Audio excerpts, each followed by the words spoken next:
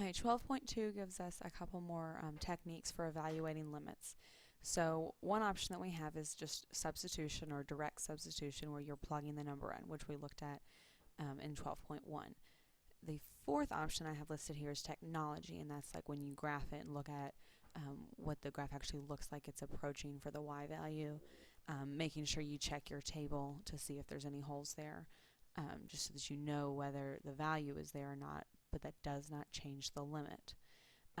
The second and third one we're going to look at now, they are dividing out and then rationalizing slash simplifying slash rewriting. So first off, dividing out is just like factoring. So no matter what problem I'm looking at, the first thing I want to do is direct substitution. So when I plug -3 into here, just like this, I get 9 minus 3 minus 6, which is 0 for my numerator. On the bottom I have 0 as well. So 0 over 0 is what tells me that this is something that's special, that I can do one of these other techniques. So for dividing out, I'm going to not change the fact that I'm doing the limit. So the limit as x approaches -3. And I'm going to factor this numerator, which that should factor to x plus 3 and x minus 2. Now that I factor that, I can actually cancel out that x plus 3. And so now I have the limit as x approaches -3 of x minus 2. Now that I have canceled that, I can do my direct substitution again. So -3 minus 2, which is -5. Right, on the second one, still start by doing your direct substitution. So when you plug 1 in on top, I have 1 minus 1, which is 0. And then in my denominator, I have 1 minus 1, so 0, plus 1 minus 1, so 0 again. So because it's 0 over 0, I want to try one of my new techniques. So far, the only new one you have is your dividing out or factoring. I definitely can't factor anything in my numerator, but my denominator is a cubic.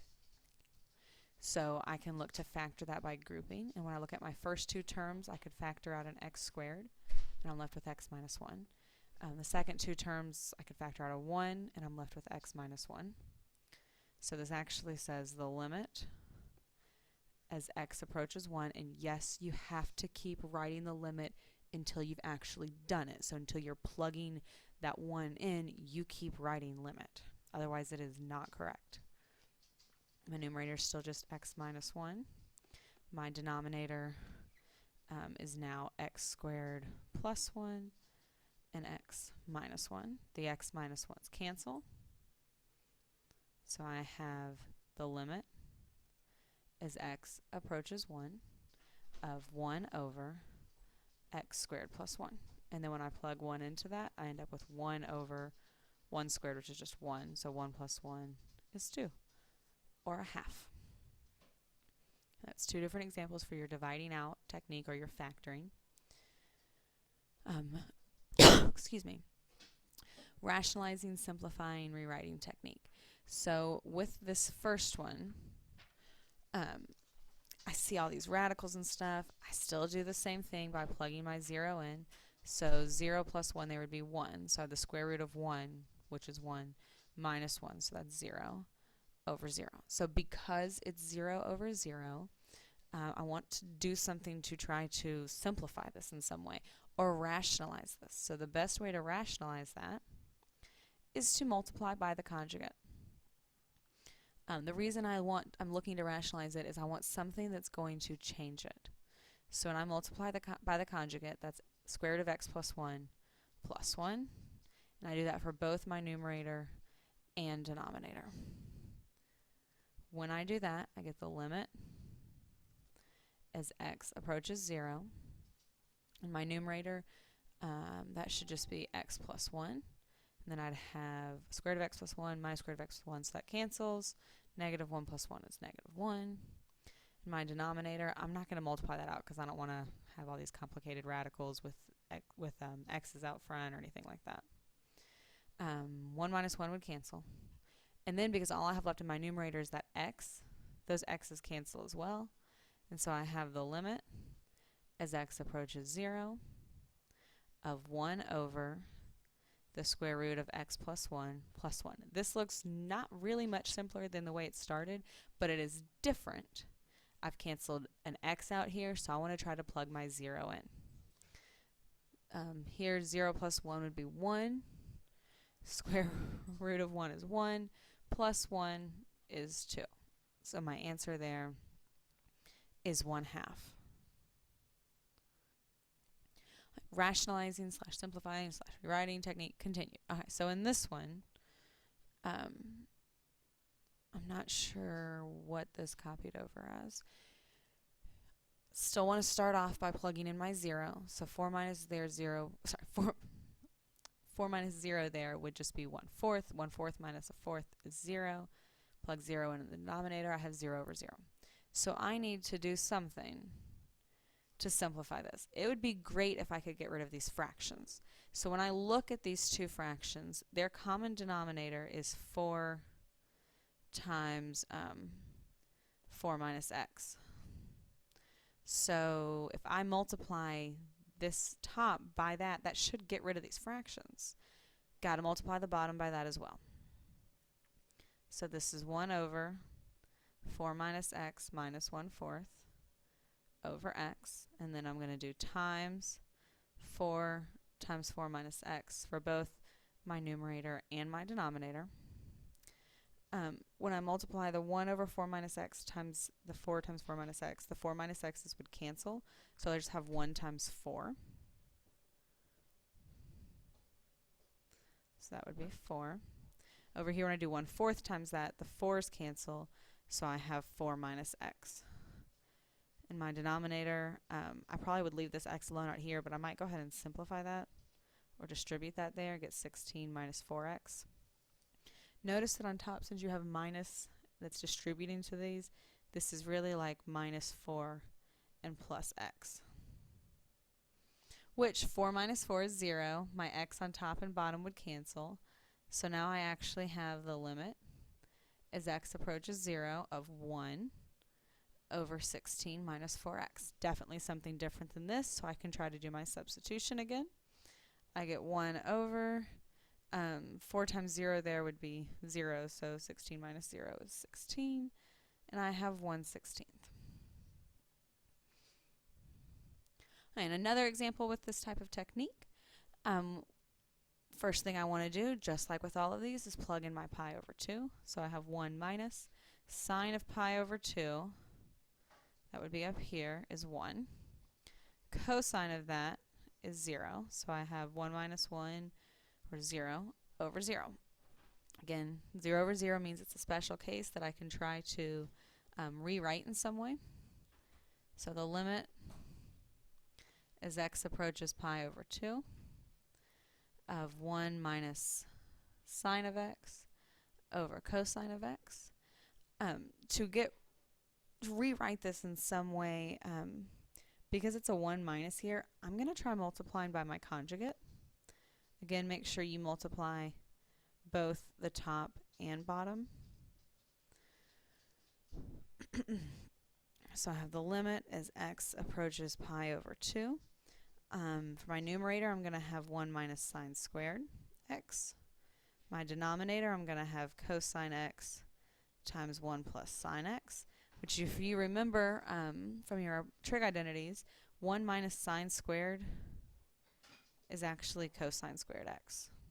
So now one of my cosines in my numerator and the one in my denominator cancel, and I have the limit as x approaches pi over 2 of cosine x over 1 plus sine x. Again, this doesn't really look any simpler, but it is different. So I'm going to plug in my pi over 2 again. Cosine of pi over 2 is 0. Sine of pi over 2 is 1, so I have 0 over 2, or just 0. One-sided limit. So this is when we're looking at, if I just look at it from one direction, what would the limit be? When you're using your notation here, so find the limit as x approaches 0 from the left.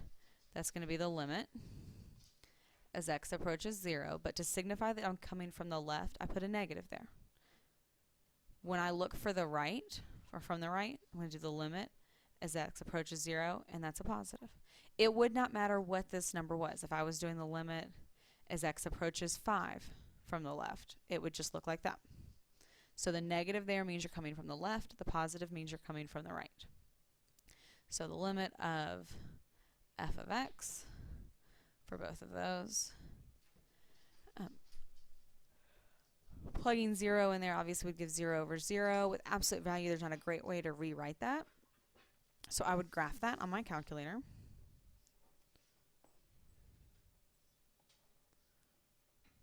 That's an open circle at 2 and an open circle at -2.